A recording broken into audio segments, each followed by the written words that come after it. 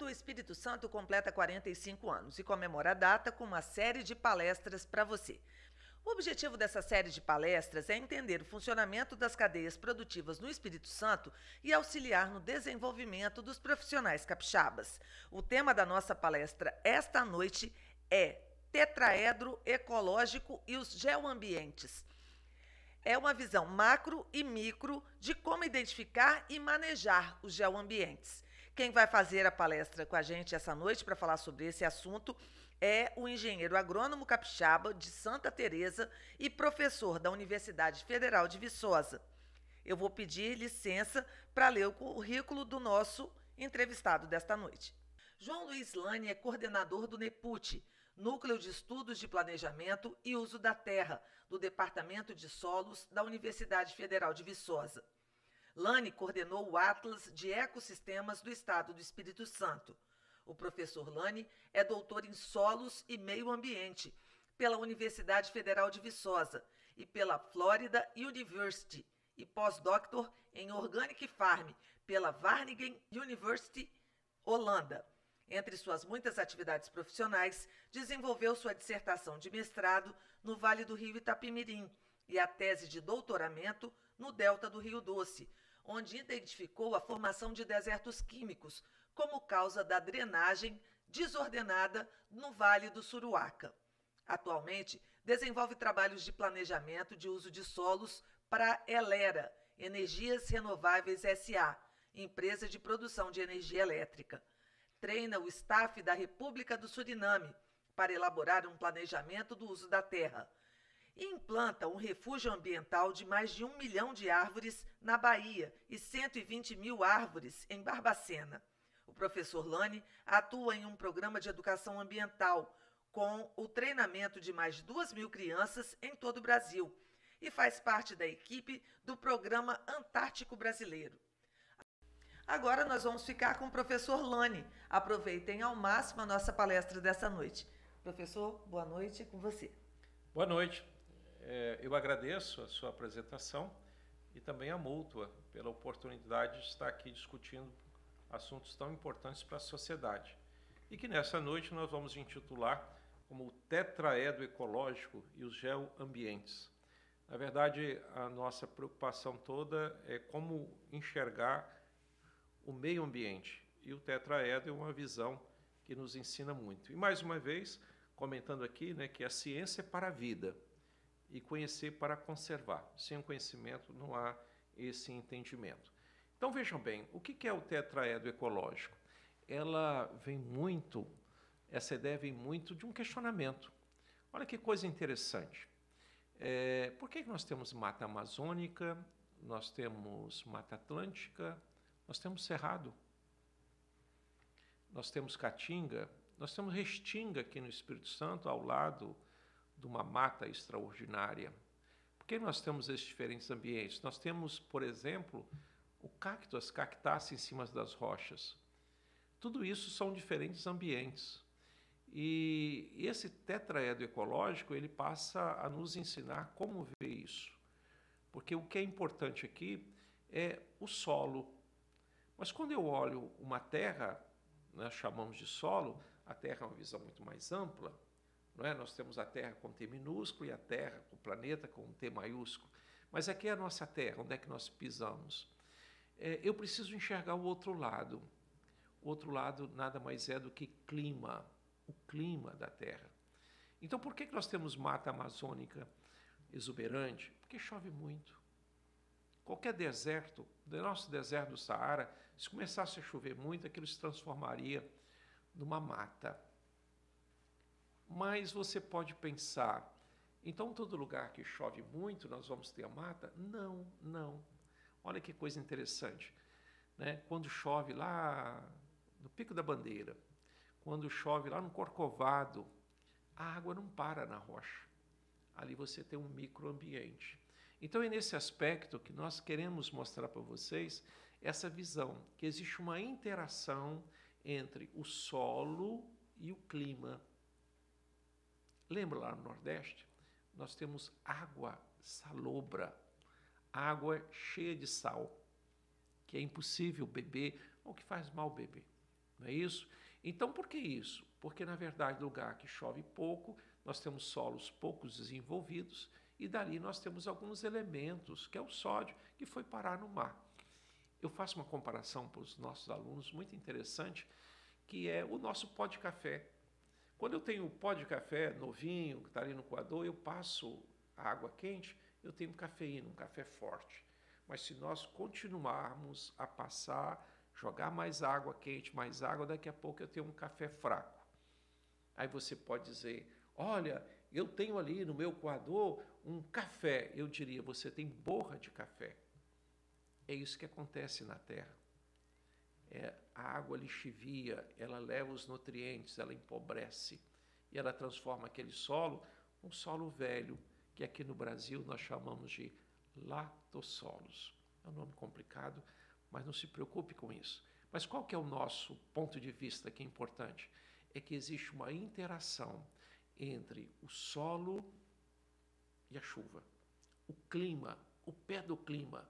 Isso aqui vai definir o outro lado, a vegetação. Por isso que eu tenho cerrado, por isso que eu tenho mata. Por isso que aqui quem vai para Guarapari vai ver do lado esquerdo, aquele areal, a restinga. Não chove ali do lado, nós não vamos ter nas montanhas as matas. Por que tem o restinga? Porque a areia não segura a água. Ali precisa de uma nova estratégia da natureza, com plantas coriáceas, espinhosas, outro ambiente. E é isso que nós queremos chamar a sua atenção, ou a nossa atenção. A natureza, ela trabalha com diversos ambientes. E essa visão do tetraedro que é importante.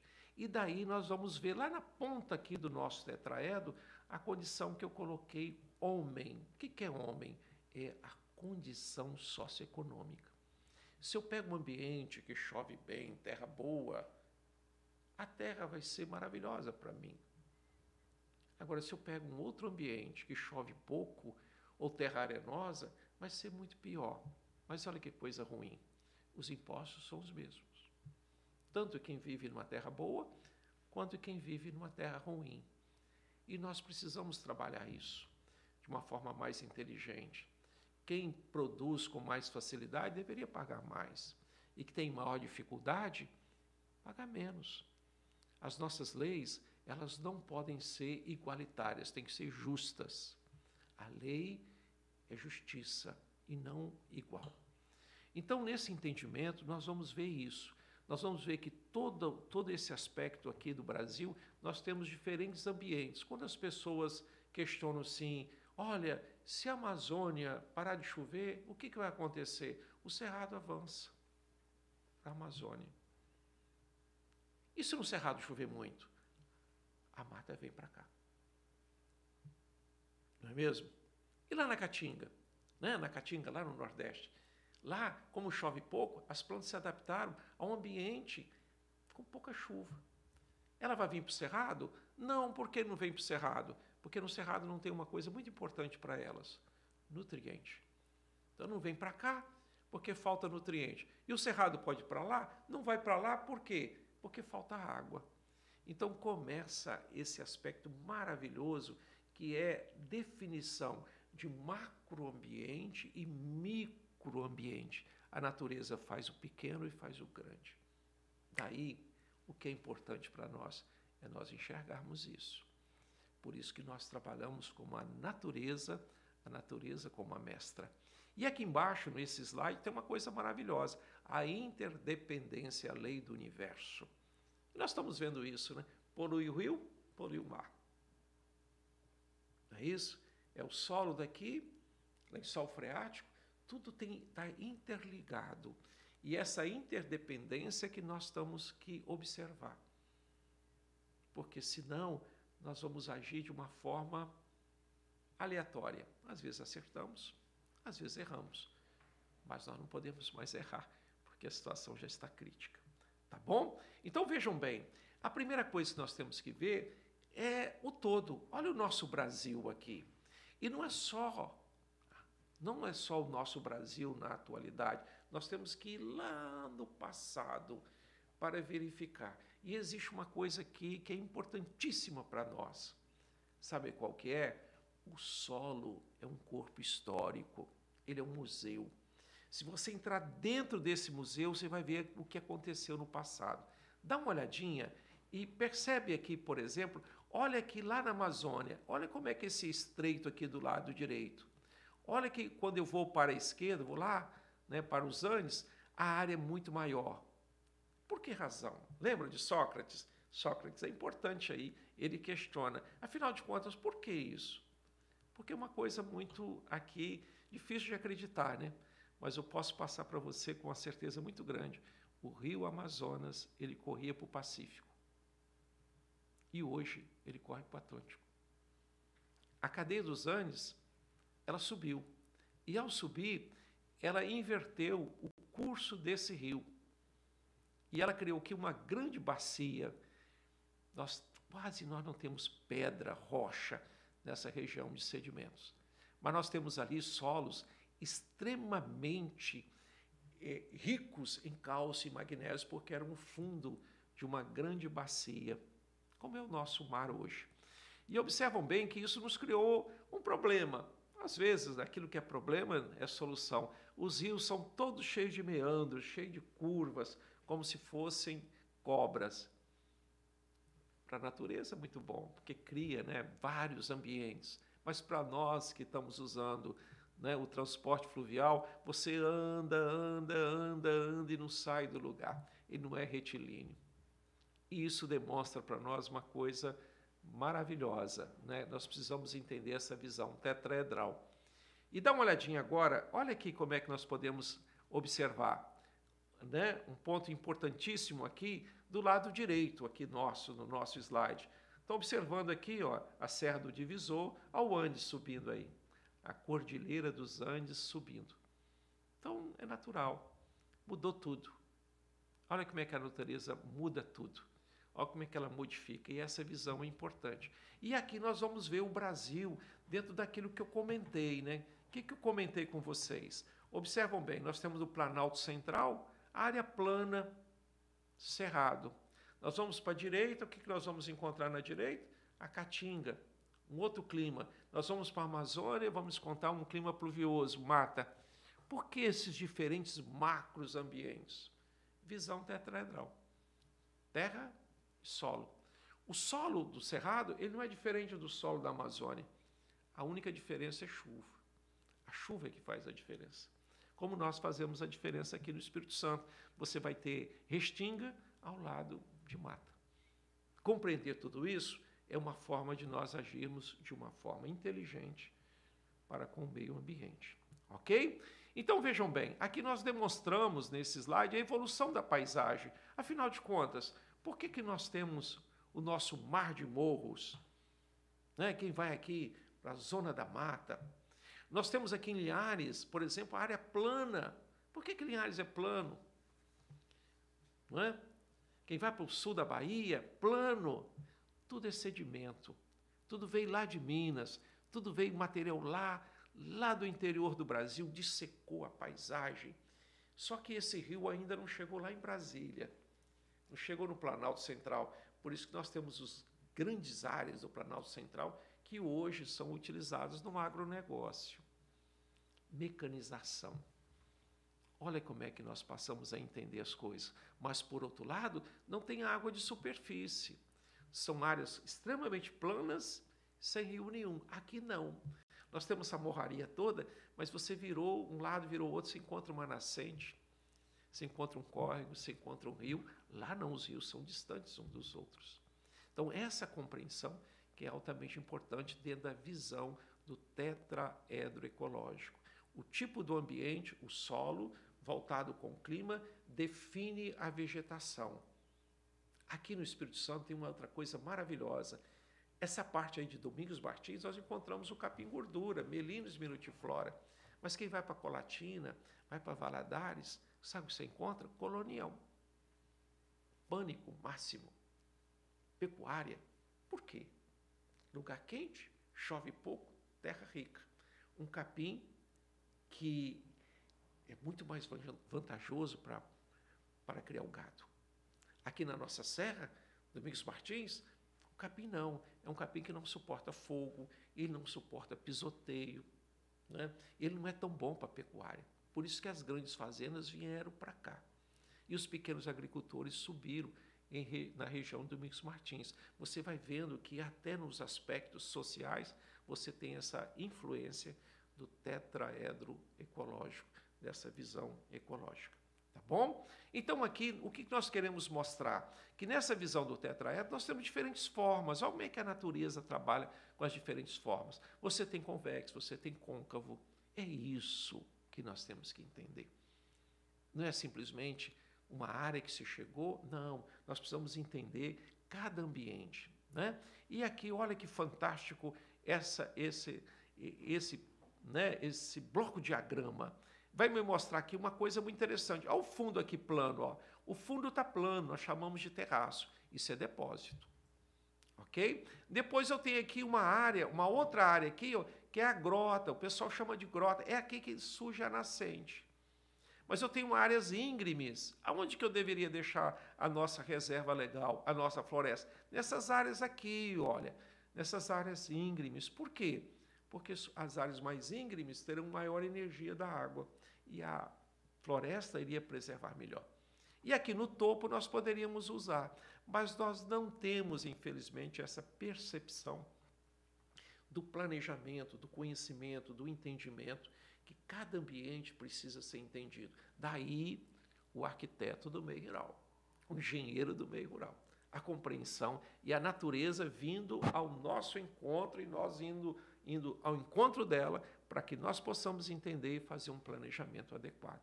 Porque só com conhecimento nós vamos planejar para agir. Senão, fica difícil. Ok? Então, olha aqui agora. Nós estamos querendo mostrar esses diferentes ambientes. Olha o pedoclima aqui. A gente chama isso de pedoclima, que é o clima da Terra. O que é o clima da Terra? Aqui onde é que nós temos a palavra mesófita, isso quer dizer que a Terra aqui é mais profunda, guarda mais água. Eu vou ter uma vegetação melhor.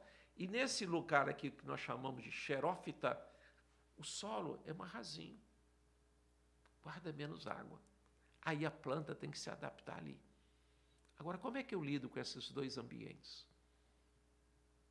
As coisas não são iguais. E não sendo iguais, nós não podemos dar o mesmo tratamento. Ok? Não é? Olha aqui outro slide que nós costumamos apresentar, que é importante nós entendermos. Olha do lado de cá, olha. Do lado de cá, a água está suja, cheia de lama. Do outro lado, a água está límpida. Opa, peraí, o que é que houve? Não é? Erosão do lado de cá, uma pessoa leiga vai dizer, erosão, é isso, o cara está degradando. Nada disso. É um tipo de rocha. Olha do lado de cá, vocês vão perceber que existem algumas rochas, e olha aqui como é que o solo é vermelho. Esses solos vermelhos, ele tem, na sua maioria, cuidado com esses detalhes, ele tem uma argila, que nós chamamos de argila dispersa em água. Essa argila, ela entra pelo dentro do solo e ela chega até o corpo hídrico, sujando a água. Do outro lado, não. O outro lado é o gnais. É um outro tipo de rocha, que não tem esse tipo de argila, que não desenvolve esse comportamento. E, nesse caso, a água está límpida. Agora, você pode fazer uma série de analogias aqui. Observe do lado de cá, vocês vão ver plantas aquáticas. Do outro lado, eu não tenho. Por que eu não tenho do outro lado? Porque a água é muito mais pobre. Do lado de cá é uma água muito mais rica. Se eu tiver um rio na Amazônia do lado de cá, vai ter muito mais peixe. Do outro lado, não. Menos peixe. Olha como é que são as lições da vida. Olha como é que mostra de uma forma fantástica.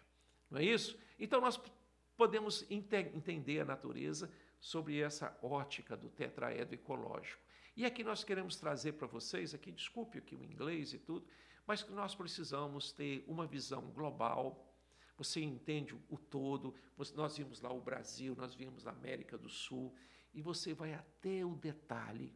É o macro, é o micro, é o macro, é o micro. Você vê o detalhe aqui e você leva no total. Por isso que você vê um solo cheio de água numa bacia e você vê a bacia. Essa é a visão holística, essa visão tetraedral, essa visão do todo. Você compreendendo, tendo conhecimento, aí sim, você vai tomar a decisão correta. E uma coisa importante, às vezes, nós nem sabemos o que decidir. Mas se você admite que você não sabe, já é uma grande decisão. Porque nós não podemos mais, entre aspas, chutar. Eu costumo dizer, na academia nós podemos errar, mas na vida profissional não, porque nós complicamos a vida dos outros e a nossa própria vida. A responsabilidade é muito maior. Agora mesmo eu estava em casa e o aluno disse assim, professor, faz o meu novo plano de estudo, porque eu tomei pau na disciplina A, B, C, várias disciplinas. Ele foi prejudicado e a família dele. Agora imagina ele fazer um projeto em que um prédio cai, em que as construções são indevidas. Por isso que nós devemos dar valor. Uma coisa que é importante que eu vou dizer agora, não é somente a diplomação, mas o conhecimento. CREA exige o diploma, mas nós, integrantes, engenheiros, profissionais, nós temos que ter o conhecimento para dar honra ao nosso diploma. Tá ok? Então, por isso que nós estamos aqui tentando ajudar essas reflexões. Aqui está o nosso, né? Nós já até mostramos lá, lembram, né? Dos Andes subindo e mudando toda aquela região. E nós vamos mostrar uma coisa que é importante. Lembra lá, eu falei do solo? Do solo. Por que o solo é importante? Porque o solo aqui, nós vamos usar esses nomes feios aqui, ó, pedosfera, ele interage com a atmosfera, ele interage com a água, ele interage com as plantas, ele interage com uma rocha. Então, quando eu separo o solo, quando eu boto o pé numa várzea, lembra da várzea? E coloco o pé num outro local, são dois ambientes completamente diferentes. Chover, chove no mesmo lugar, mas os ambientes são diferentes. Tem a braquiária do brejo, a braquiária do morro. Completamente diferente. E é isso que nós precisamos entender. Ok? Então, nós vamos aqui, caminhando um pouco mais, aqui nós estamos vendo uma área de restinga. Desculpe, uma área de caatinga, não de restinga. E qual que é a lição aqui? Olha que coisa maravilhosa que nós podemos entender aqui. Vejam bem, olha como é que as plantas estão dispersas umas das outras, distantes umas das outras. Lá na Amazônia, não. Mata Atlântica, não. Você vai ver planta em cima de planta, uma em cima da outra, uma competição tremenda. Isso demonstra uma coisa importante para nós. A água dispersa as pessoas. Olha como é que as árvores estão distantes umas das outras. Porque está faltando aqui uma coisa extremamente importante, água. Então, quando eu pego lá na academia e diz assim, planta milho, 1 metro de distância das linhas, 5 plantas por metro linear, eu digo, onde? Em que ambiente? Se chove mais, eu posso até juntar um pouco mais, mas se chove menos, eu não posso colocar as mesmas plantas competindo pelo mesmo copo de água. É isso que nós temos que entender. E a natureza nos mostra isso. Olha como é que o ambiente cheio de espinhos, cheio de cactos. Por isso lá, olha a adaptação do homem. Vocês vão ver a roupa de couro, porque essa roupa nossa aqui vai rasgar. As pessoas às vezes são cegas porque bate aqui o espinho nos olhos. Então é um outro ambiente. É por isso que nós temos que entender tudo isso aqui. E aqui, olha que interessante também. Sabe onde é que nós estamos aqui? Em Roraima. Olha a água, secou toda. Alguém fala da Amazônia? Lá em Roraima, sabe o que nós temos? Nós temos esse ambiente aí. Um ambiente sem mata nenhuma, sem vegetação nenhuma. Uma vegetação de gramínea. Sabe por quê? Porque chove muito em pouco tempo. Em 4 meses, cai 2.000 milímetros. Isso é praticamente 2 vezes o que chove aqui no Espírito Santo. E depois, nos outros meses, um calor intenso e não chove mais. Aí as plantas têm que se adaptar por aqueles 8 meses sem chuva. Olha como é que é diferente as coisas no nosso Brasil. Olha aqui o outro ambiente.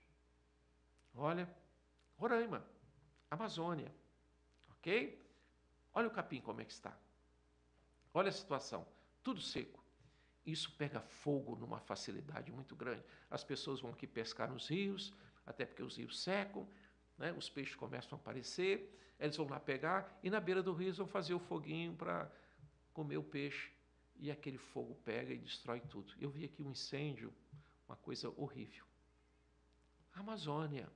As pessoas falam da Amazônia como se entendesse da Amazônia. Aquilo é um mundo, não é? Que nós precisamos compreender melhor. E aqui nós estamos mostrando os diferentes ambientes. Olha o rio aqui. Olha onde é que ele coloca o café, né? Onde é que ele colocou a capineira. Esse rio vai encher. Então não pode botar o café aqui na beira do rio. Por que não pode? Porque vai inundar. Então nós aprendemos isso, não é? Semelhantemente aqui, olha, observa bem os outros ambientes. Olha como é que é todo cheio de, né? Cheio de curvas, né? De ambientes, de árvores. Tudo isso é uma linguagem que nós temos que entender e nos aperfeiçoar nela. Perfeito? E aqui nós concluímos. Eu acho maravilhosa essa expressão da Cora Coralina. O saber se aprende com os mestres. Observam bem, o saber se aprende com os mestres, a academia. Mas a sabedoria só com o corriqueiro da vida. E é por isso que nós estamos à busca da sabedoria. Sabedoria é muito além daquilo que nós fazemos. A sabedoria é saber tricotar o conhecimento. Às vezes nós temos conhecimentos estanques, mas nós precisamos tricotar. E quando você vê alguém fazendo um bordado, você olha lá do outro lado. Você vai ver todas aquelas cores, aquelas linhas, que você não vê nada bonito. Mas quando você vira para o lado de cá, você vai ver algo muito bonito. Eu gostaria talvez de dizer isso. O outro lado é o conhecimento. O conhecimento que nós obtemos na academia. Eu não estou menosprezando de forma nenhuma o conhecimento. Mas nós temos que virar o outro lado e darmos valor àquilo que é a sabedoria. E a natureza, ela carece de sabedoria para que nós possamos lidar com ela. Ser uma companheira, ser alguém que está nos ajudando e nós aliados dela e não para dominá-la, não para estarmos aqui como homens no sentido de colocar nela um cabresto, porque ela é a nossa ajudadora e nós precisamos entender isso. Muito obrigado.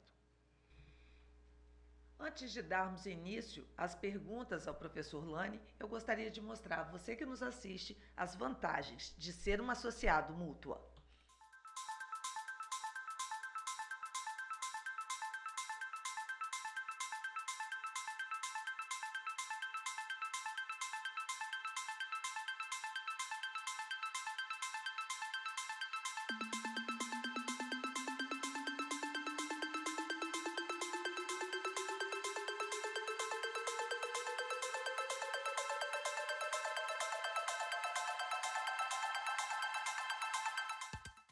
Professor, diante de tudo que o senhor colocou, da importância do conhecimento, de saber identificar esses ambientes, eu queria saber qual é o principal erro que o senhor identifica nessa relação do produtor rural, por exemplo, com essa questão do solo, da chuva, da vegetação. Eu acho que nós, como sociedade, nós temos que dar maior valor ao meio rural. Nós temos a conotação do meio urbano, que o meio rural, ele é uma colônia. E nós trazemos isso desde o nosso descobrimento. Olha a palavra, a pessoa diz assim, o que você tem? Eu tenho uma colônia. E da colônia vinha tudo. E não volta nada. Né? E nós temos uma desvalorização muito grande daquilo que é rural, ao caipira. Agora que o pessoal começou a entender que o meio rural ele é diferente. Mas até então, ele é um supridor do meio urbano. Vou te colocar um detalhe muito simples. Nós fornecemos água límpida, botamos na sua caixa d'água e você faz as suas necessidades e joga lá no rio. Olha aqui. Agora eu digo, Em que momento que o produtor rural recebeu R$ 1 pela água produzida, pelo oxigênio produzido, pela arara que está lá? Precisamos inverter isso. Aí entra o pagamento de serviços ambientais. E uma das culpas disso é, na verdade, por exemplo, as hidrelétricas que usam a água, as próprias empresas que trabalham com produção, com distribuição de água. Você não vê uma empresa que lida aqui com a água no meio urbano, ela com a ideia de produzir água, ela distribui água. E o pouco que nós pudéssemos colocar ali de impostos que viesse reverter para o meio rural, seria muito vantajoso para nós. Mas o meio rural não tem tanta influência política quanto o meio urbano, e o senhor falou aí das disparidades na questão de impostos, na questão de legislação. Então a gente não vê a um curto prazo uma mudança nesse cenário? Ou o tetraedro é algo que existe para colocar essa visão da academia, mas esses empecilhos do dia a dia mostram que essa realidade tende a perdurar por mais tempo? Sim. Agora é muito interessante que aqui no Espírito Santo, especialmente, eu fui chamado para contribuir num projeto de governo. Então parece que os nossos políticos estão se sensibilizando, né?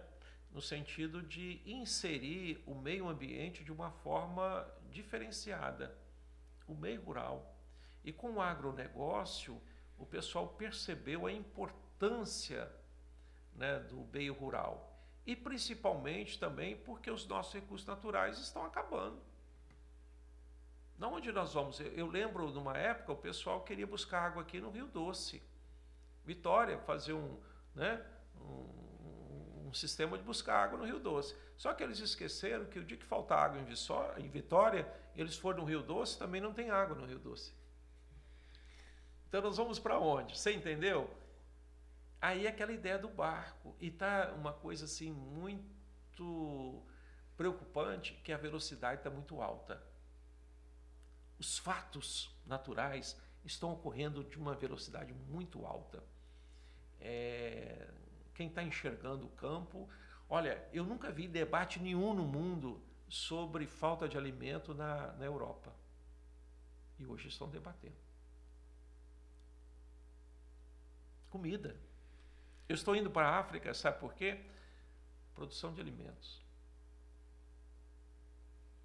As empresas de hidrelétricas estão sendo assoreadas com 5 anos, quando a perspectiva, os projetos dos engenheiros eram de 30. A qualidade da água está criando um problema, que são as macrófitas, plantas aquáticas que surgem. Eu tenho receio de tomar água tratada por aí, porque na verdade é captada pelo rio, um rio às vezes poluído, coloca lá algum produto que decanta a argila e solta para nós.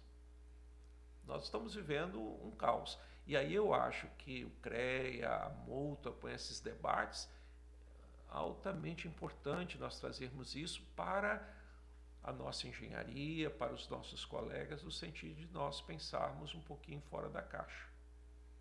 Desculpe dizer isso. Porque a situação que a gente vivencia hoje no Brasil não é diferente, só que a gente é uma grande fazenda, né? Sim. E o mundo já tem uma limitação. A gente Sim. ainda está bem porque a gente consegue produzir alimento. Sim. Pois é, professor, ficou alerta e fica essa grande lição, né? De que a gente precisa pensar fora da caixa e trazer soluções para essa questão, porque cada vez mais a gente caminha por uma situação preocupante. Professor, eu queria muito agradecer a sua participação aqui. É muito importante o senhor estar fazendo parte dessa série de palestras que comemora os 45 anos da Mútua Espírito Santo, que está pensando fora da caixa e já está promovendo esses debates, porque a situação requer que todos nós façamos um pouquinho a nossa parte. Eu convido a você, então, para participar do nosso próximo encontro dentro dessa série de palestras que comemora os 45 anos da Mútua Espírito Santo.